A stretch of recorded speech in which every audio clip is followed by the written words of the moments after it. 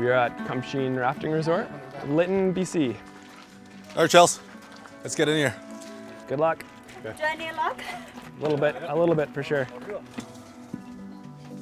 Thompson it's one of the best whitewater rafting rivers in the province. It's one of the largest as well. It was really funny, like I lived here all my life and I rarely do things like this. It's like it's right in my backyard. Yeah. I am excited. Very excited. There's nothing like this in China. And this is the magic of Canada, right? This is Nikomen Falls, start of our adventure. Today we're going to be rafting like 18 good-sized rapids. What does it mean, rapids? A set of waves or drops, including this one section that we call the Devil's Gorge. Devil's Gorge, we're ready for this. I can't breathe. That's okay. You can talk so you can breathe. Looks good. One big event actually happened right here on the mouth of this creek where it hits the Thompson River. This is where gold was first discovered in 1858 to start the Caribou Gold Rush. Without them finding gold here, this place would look a lot different for sure. Shouldn't this be called Gold River?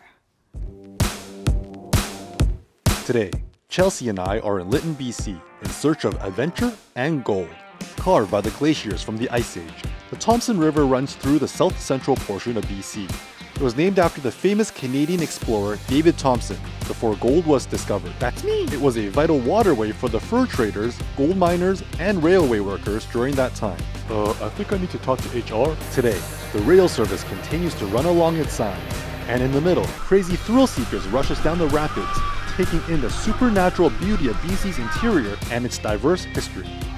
The Frandich family, who owns and operates Kumsheen Rafting, has incorporated many of the local indigenous and transplanted historical elements into the resort.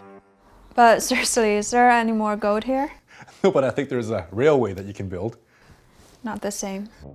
Up here in Lytton, in the middle of nowhere, BC, I would say, we're staying here at Kumsheen, and these cabin tents, and we have the Chinese hut. And I think if you don't look into the history, you might think that this could be kind of racist.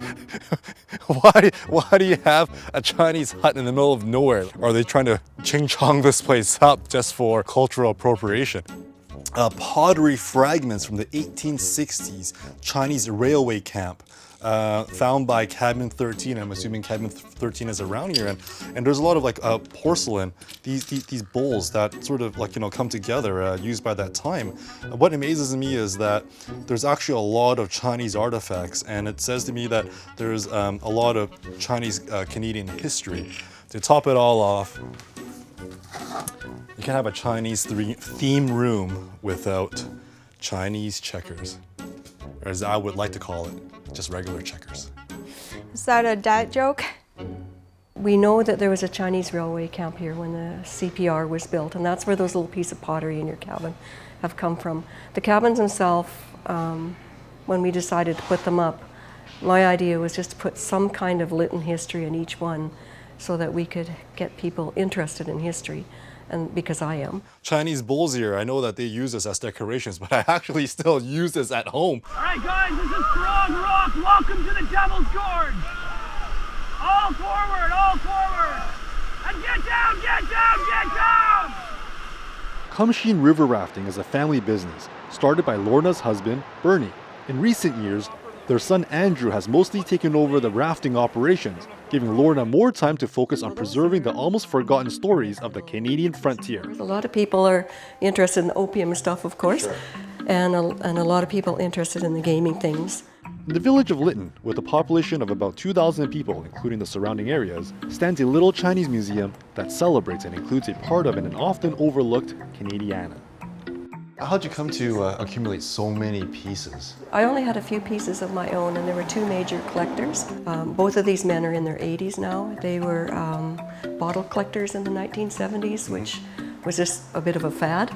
And so as they were finding these unique bottles, they kept running into Chinese pieces. So they would be primarily from Gold Rush era, some a bit later, and then in this area, quite a few from the railway production also. So we have somebody like Lorna collecting all of these, and we're Chinese, we don't even collect it. Why is that? I think because we're seeing too much of that, so we don't find it fascinating. And she finds it fascinating. So which is good? Which is good. Which Which I think we should collect some of that too, because it's antique. Because I think the reality is, if she didn't do it, nobody would have done it. So all of these artifacts of the gold miners and the railway workers 100 years ago would still be buried in the sand and nobody would know their history. We would not have gone up there, right? Yeah, but I care about the gold in the sand. I think that's all gone. I think they did a pretty good job. They got it all. The response to me for doing it has been, very, very good. I've been really happy about that because I was concerned about being non-Asian and doing this, but they have been, very, very good about it, and I'm doing it just out of my own personal interest of educating people that Chinese people were important here. Hard forward, hard forward! Just when you think that's all the Asian there is in the area, there's also a Google 4-star rated Jade Springs restaurant serving up authentic Chinese Canadian cuisine. What's Chinese Canadian cuisine? It's good stuff. This is Chinese Canadian food. Oh, wow. I'm actually really excited to show you. It's really Chinese food. I love 100%. chicken wings. Yeah. 春卷雞翼 and 乜嘢意思嘅 Actually,呢？ really good. I tell you, you like them. I like it. I feed those kids from year old to now. Look how big is it? They see us more than my own kid. Since 1984, Ken Wong and Chef Sherman has been serving up chicken wings, deep-fried spring rolls, and wontons to the local community. How did you choose this city? This is town? not. That's This town. How did you choose this town instead of any other little town? well, the Chinese 講緣分你好嘛 Oh, it's your fate. Yes.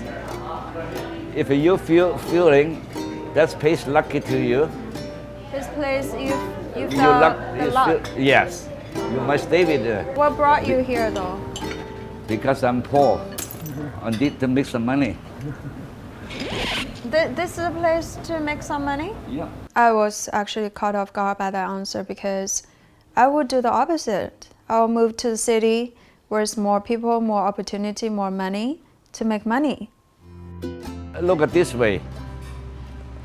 Me and Sherman, we had no choice. We had to work in the restaurant. The reason is we had no money, we had no education, we not can But speak you know how English. to cook, Yes. Yeah. Only way we can make a living on which is and important. raise the kid up. Yeah. Now the kid have education, they get a better job. No way, they want to come back to Lytton or stay in little town. No, they have way better thing to do in the big city.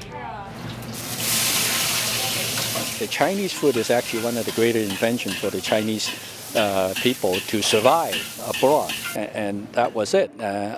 My father ran a Greasy Spoon restaurant in Vancouver after he worked in Victoria, and he moved over here. I've always said Chinese food is good. Actually, you did.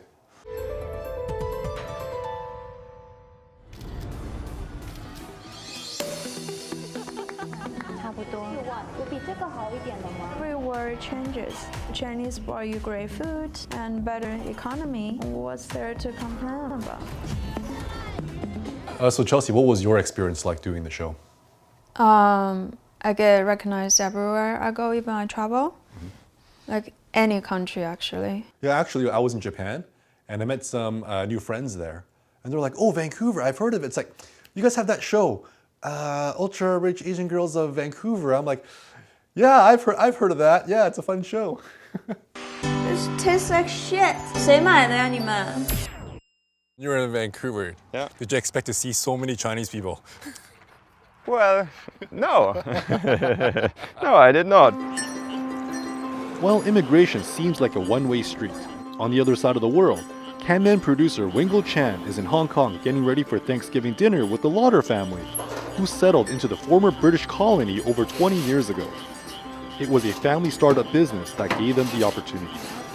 It was probably like the biggest culture shock you could imagine, really. Because we were coming from the flattest place, of Canada, in the prairies, in Winnipeg, yeah, on Earth maybe, yeah, and then coming to Hong Kong, which is decidedly not flat. We'd always traveled ourselves, both my husband and I, and we wanted to get our kids to have more of a global view. So we wanted a chance to get them out of Canada to see and to live somewhere else. And this just transpired with my niece that we could start a business together, and we ended up coming in. Yeah, so this next one's called the Jaws of Death. It was named by Chinese railway workers. I guess when they're building the railway through here, a lot of them fell in and were never seen again. So Chelsea, how do you say the jaws of death in Chinese? 死亡之下巴。指王是下巴。 Uh-oh, we have a boatload of Chinese people. I don't know about this. It's too late to turn back. What's going on? Try not to fall out. There was a time when there was huge discrimination and racism. Tsunami of hate around the world. Everything about this assault and the behavior of the suspect is despicable. Go back to China where you belong. Sorry, wrong era. There was a time when the Chinese were given a Chinaman's chance to survive in Canada, as their sacrifices in BC meant their families in China would have food on the table and a roof over their heads. Their early years were extremely difficult. The thousands who work on the railway were given the most dangerous back-breaking jobs. They were paid much less than their white co-workers, only $1 a day. Oh my God, I can't eat it. This way, yeah, okay. I think that's the most significant thing. Yeah, why are you so mean? That we recognize the wrongs that were done, but at the same time, we also come to understanding and reconciliation. Now, a multicultural society with the various groups, how we could actually live harmoniously in the future and how we could move forward.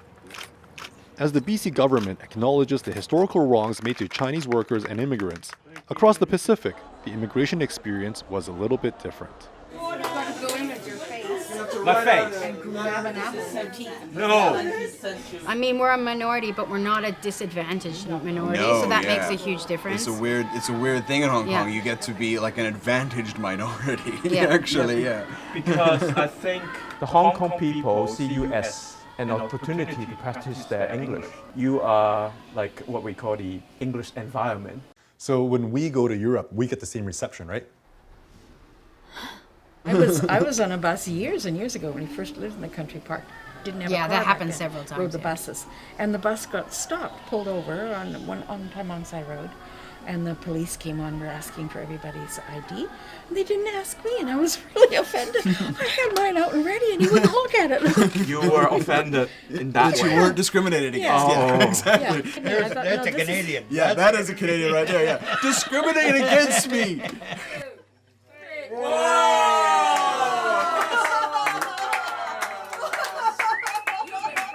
We think that Canadians in general are very, very nice people, very friendly. At least that's what's communicated by the media. And we know that you have vast amounts of country and land and woods and forests and nature, and that's what brought us here. Yeah. Kamshin, what is that? Where did that originate from? It's actually a local word, like First Nations word, meaning the meeting place of the two great rivers. I just wanna go home, where everybody knows me home. America is called the melting pot. So you come in as another nationality and you get turned into an American. And then they said Canadians were more like a tapestry. One thread coming from one side is your Hong Kong heritage. The other is your new Canadian identity, and you can keep both at the same time. Well, not that bad. A more accurate interpretation of the indigenous name Kamshin means the place inside the heart where the blood mixes. As our journey rafting down the Thompson come to an end, I learned that cultures in Canada are like rivers, both mighty in its own right. But it's more beautiful and stronger when they come together. Having survived the jaws of death, I have a new appreciation of the hardship the early Chinese faced. I think in Canada we're all one, we're all in the same boat, and pushing one person off to save yourself means you are paddling alone. Part of being Canadian, if you want to go ahead and do something, you have a good idea, you can make it work, and we did that. I live where the two rivers meet. That means a lot to me. I was born here in Lytton, and I always call Lytton my home. Even though I go away to many places, I always come back. Yeah, well, we always get asked, do you like Hong Kong or do you love Hong Kong? And after 20 years, it kind of feels like an irrelevant question to me. It always feels like Hong Kong's home. Well, indeed, I'm born in China. I'm Chinese, but Canada is my country now. is home. Ain't no place like home. Yeah.